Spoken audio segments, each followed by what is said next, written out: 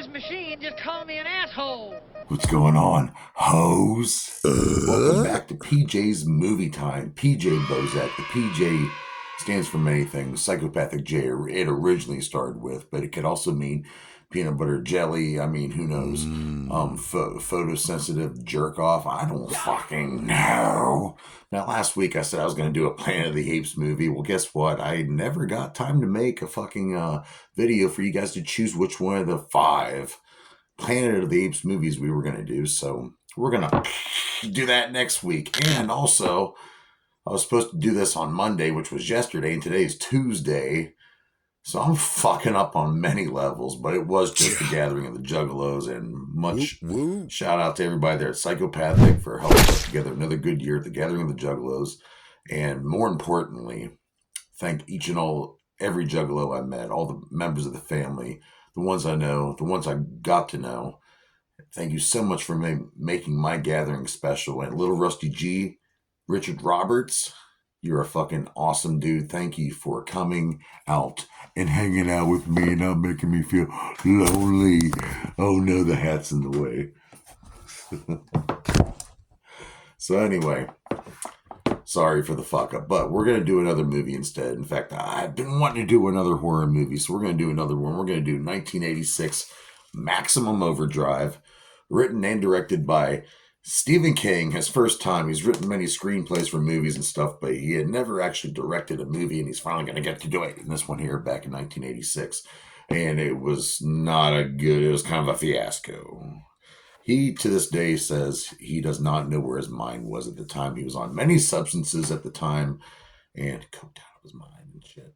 And he says he hates it. So, and, but you know what? It's kind of a little guilty pleasure of mine, this movie, because it takes me back to being a kid watching this on TBS or whatever it was and being like, oh shit, all the machines are coming to life and killing people, and fuck, the one that's in charge, it seems to be the leader. It's a semi-truck with the Green Goblin's face on it. You know, I'm a Spider-Man Marvel fanatic, so of course I fucking love this movie, and I love horror movies, and this is another one that I do love and enjoy. And yeah, like I said, the first and only time Stephen King directed, and he wrote the movie too. And it was a De Laurentiis Entertainment Group movie at the time. Now it's a Lionsgate movie. They were the distributors, and they wanted to do something with Stephen King. So he got cooked out of his mind, and he was goody. And the budget for this movie was $9 million. And sadly, the box office only brought in $7.4 million. It was kind of a bomb, but it's become kind of a cult hit over the years. I know I keep saying cult, but that's just, I don't know what.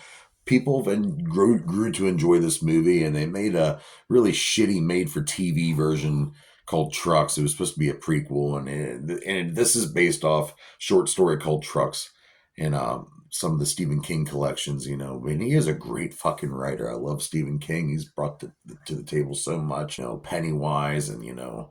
Fucking, I love Rose Red too. I mean, and I like Maximum Overdrive, and he's, like I said, so many hits. Silver Bullet, I could go on all day about Stephen King. Doctor Sleep, The Shining. Oh God, I love it. But this was not well received at the time, and it still gets laughed at, and that's okay. But what's it about? This comet passes over your Earth, and somehow this comet influences all the machines to come to life, somehow become sentient. They're able to, it's bizarre. And they come to life and they start attacking and killing people. And there's so much ridiculousness in this movie. We will get into that ridiculousness. But first, who stars in the motherfucker? Well, a very young Giancarlo Esposito is in this movie. He plays this guy. He's in the game room. He's labeled as the video player. And he's kind of one of the first ones that notices shit's coming to life and stuff. And so here he is right here. He's really young, and he's come a long way. You're a great actor. I love you, dude. Also, then Stephen King has a small part here, and it's just funny. He also puts himself in the stand, and he puts himself in, creep show. He doesn't mind putting himself in these small roles. But I freaking love Stephen King. We have Ellen McElduff playing Wanda. She's got a small role. Frankie Faison playing Handy. John Short playing a young, just married husband of Connie. John Short plays the husband, Curtis. And Yeardley Smith, who does the voice of Lisa Simpson on the Simpsons issues. If you haven't seen this movie before and you go see it and you've been a Simpsons fan your whole life, you're like, that's Lisa Simpson. She's got more of a southern draw. I freaking love her character. Her and Curtis were pretty funny together. Like I said, newly young married couple out there to get the world. We have a legendary Pat Hingle playing Bubba. He runs this gas station, this diner. He's a fucking dick and taking advantage of people and their hours and not paying them properly. And he's a scum dog, pretty much, a slum dog, pretty much. Uh, Laura Harrington, the very beautiful Laura Harrington playing Brett. And we have the legendary Emilio Estevez playing Bill, who's this parolee. He's trying to get his shit together in his life. He's had a tough life and he's trying to come around. And of course, he forms a little romance with the girl Brett there a little bit. And he kind of becomes the hero of the story.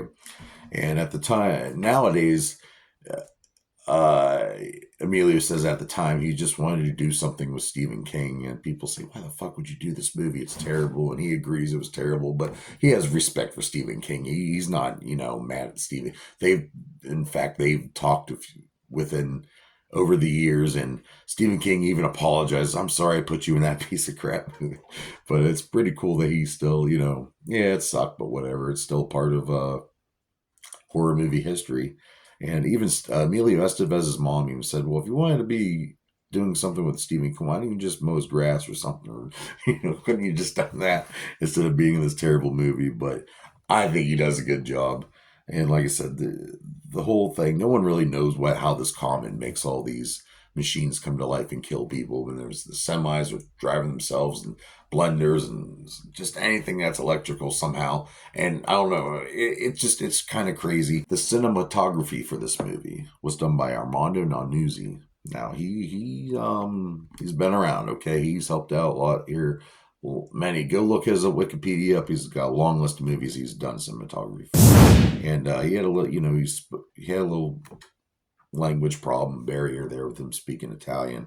He ended up getting an eye injury and put off film for a while. Ouch. And yeah, that's kind of crazy. So they kind of had to wait for him. But thanks for being a trooper and finishing out. And sorry you had to be part of it.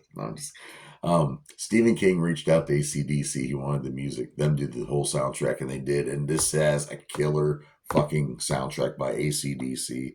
It's really good. To get ready for this movie, Stephen King, he rode alongside semi-trucks on the highway on a motorcycle just to get a thrill of the scary part of these semis. And that's kind of, but like I said, he's drinking a lot of alcohol at the time. And, and nobody, I guess sometimes by the afternoon, he would just be so drunk, and thank God that he got better, it just, if you're out there and you're struggling with stuff like that, you can overcome it.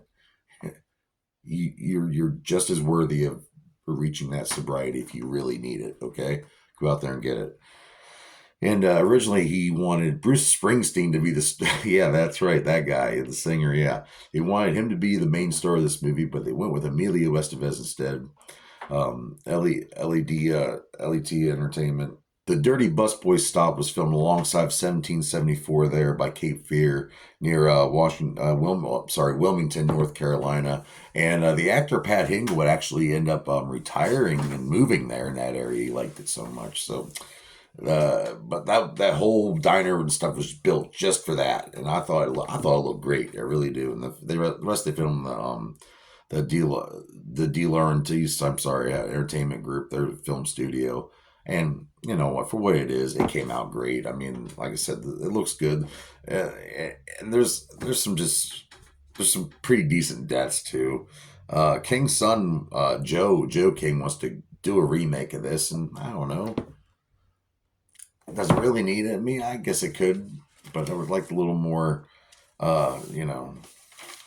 It'd be nice to know what the hell's going on, because there's a lot of ridiculous in this movie. Like, how do the machines see us? Like, how do they hear us? And it's just like,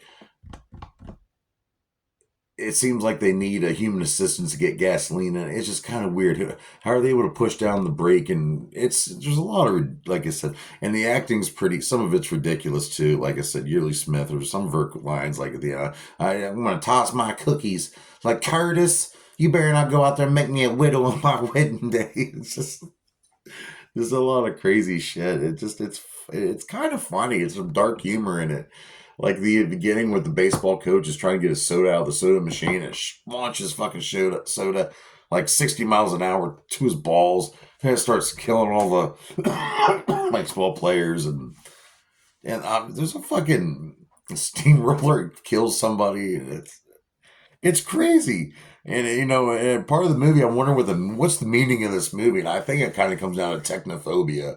Every generation, and like, all this new technology, it's really scaring me. It might come to life and kill me. And, we can kind of relate nowadays with that.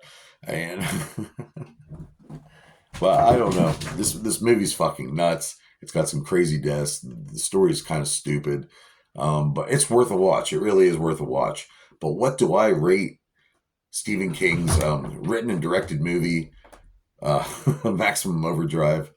Just because of the nostalgia and the goofiness and the fact that this was made, I'm gonna give it 3 out of 5 dog dicks. Just not because it's not a good movie, but it brings me joy. So I'm gonna give it the extra rating of 3, which is a good rating here on PJ's Movie Time. Enjoying the Bozak for the attack next week when we have a movie stack, and hopefully we don't have a prolapsed ass. So, that's gross. Anyway, fuck the prolapsed anus part. I didn't say that. Well, maybe I'll edit it out. Maybe I'll leave it in here. So anyway, join me here. We will do which Planet of the Apes movie. I'll give you 5 choices here in 2 days. Tell me which one of the 5 choices in the video, not in your head, not just out the top. You watch the video all the way through. Watch the video all the way through. And pick out of those 5 which Planet of the Apes movie you review. And that's what we'll do here next week on PJ's Movie in Time, unless I have some more technical issues, which I hope I don't. And yeah, and back to all the homies at the gathering. Thank you for all the love, support, respect. And you know what? Let's watch some more movies. Come on. Enjoy the fucking art of movies. It's fun. And it might keep you out of trouble. See you later, bitches.